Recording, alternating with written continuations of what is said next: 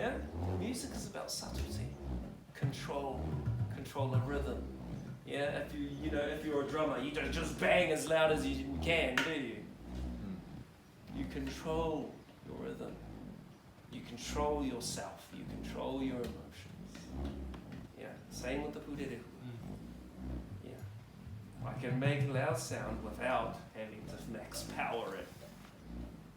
Yeah, and that's where people get it wrong. They think harder and faster is better with Māori instruments, but that's when it sounds like a nail on a chalkboard. Oh, I think that's pretty true for any an instrument. They're like, what happens if I hit this drum really, really loud? If you're going to get up on stage and play it, you better be willing to give your life for it, because someone might just take you up on that. Yeah. For fraud, if you practiced our culture. So a lot of those who preserved our culture were hung, shot, or imprisoned until they died. Yeah. And technically, that law was never nullified. So it's still in New Zealand law right now. Yeah.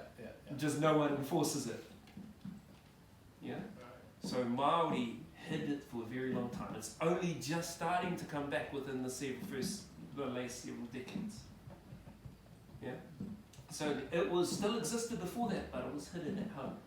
You never did it in public like you do now. There were decades. I have a great-great-grandfather who was shot by firing squad. 1915 wasn't that far ago.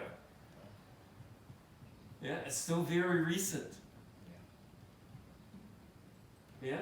So for Māori, all of our instruments are a representation of our happiness and our joy, but also of our sadness for everyone that died for this.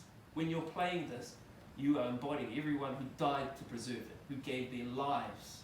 Hundreds of people who were hung, shot, and imprisoned. That's who you're representing when you play these. For hundreds of years. Yeah? And it's still treated like that now in the mainstream New Zealand society. It's still shunned to the background. It's not considered legitimate in mainstream New Zealand society. Yeah? So it's still, even though it's better, it still has that stigma to it. It still has that